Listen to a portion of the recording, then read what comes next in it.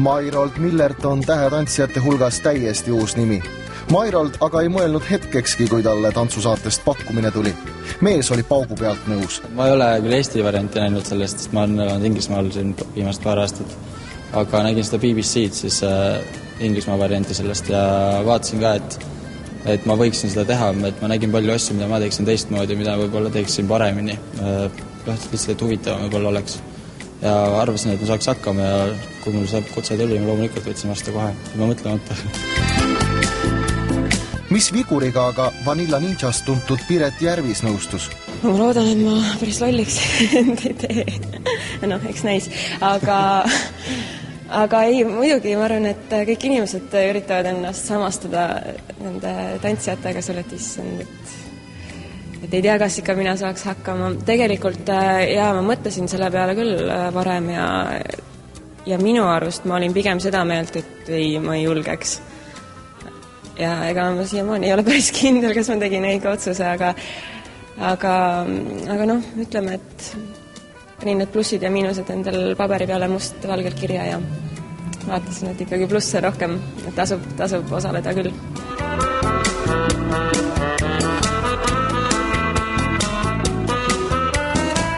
Mis mõtted aga siis pähe kargasid, kui Piret ja Mairold kuulsid, et just nemad on tantsusaates paar? Ma ei olnud Mairoldist midagi varem kuulnud, siis esimene emotsioon oli see, et oi, milline huvitav nimi esiteks. Ma tükk aega üritasin seda endal meelde jätta ja kogu aeg olid erinevad variandid, et Mairold,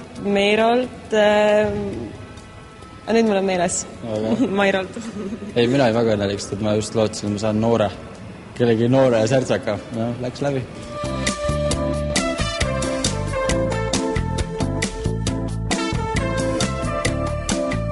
Kuidas aga Piret Järvis siis trennides hakkama on saanud? Kas annab ikka tunda, et kehalise koordinatsiooniga oleks pidanud kooli ajal rohkem tegelema või kuidas? Väga hästi. Ei, väga hästi läheb. Selles mõttes, et algusest peale ta tundus väga pealehakka ja väga osav. Et kõik kergesti. Et selles ma olen väga rahul. Kuidas sa hindad treenerina Mairoldit? Minu arust on väga hea treener, ma olen tegelikult ka hästi õnnelik, et tema mulle just sokutati.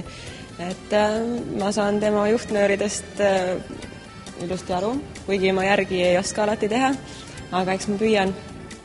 Ja tegelikult siiani on väga lõbus olnud meil koos, nii et. Mis on siiamaani kõige raskem olnud? Nende kontsade peal püsti püsimine ongi kõige raskem. Tegelikult see on üks paras katsumus minu jaoks. Ma ei tea, kas see peaks minema mingi aega üle või? Ja, sa oled järendada. Loomulikult. Okei. Ja siis on lootust.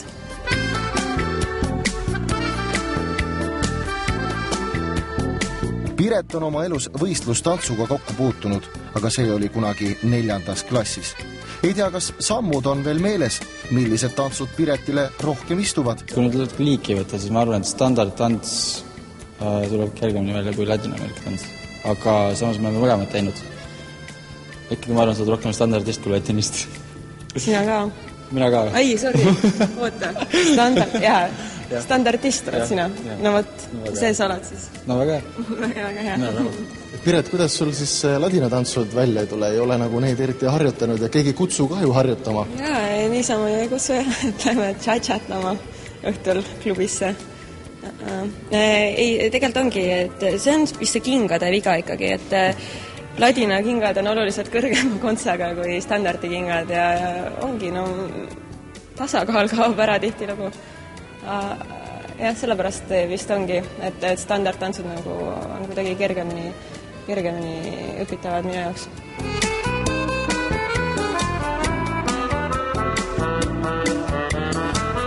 Mairold Millert on aga valiõpetaja. Ta annab Piretile isegi koduseid ülesandeid, et sammud ikka veel paremaks läheks ja puus veel rohkem liikuma hakkaks. Ma olen talle öelnud tihti veel, et lähed koju, siis mine veel enne, kui voodisse lähed, et teeks selle öösärgi veel peeglist, lase veel korraks puusanõks üle, sest muidu hommikul jälle me tuleb trenni, ütleb, et kuidas see täpselt oli, et et nagu see kinnistuks nii-öelda veel õhtul, jah. Mis selle puusanõksuga siis Piret on? Igasugused sellised pisidetailid on kõige raskemini nagu hoomatavad minu jaoks. Väike puusanõks, no sellega tõesti teinekord siin jaurame 10 minutit järjest ikka ei tule. Aga kodutööd peab ikka tegema, nagu koolis, nii ka tantsukoolis.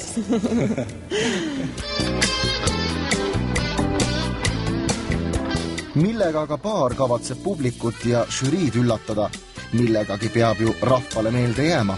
Ja nende peale me mõtleme tegelikult päris palju, et show'd ju tahab rahvast saada ja rahvas peab saama show'd ja eks me pingutame selle nimel. Meil mõningaid selliseid toredaid ideid on, loodame, et tuleb veel. Jah, mis sa kostad? See ongi see, et me ei näita, me ei ütle, aga küll nad näevad.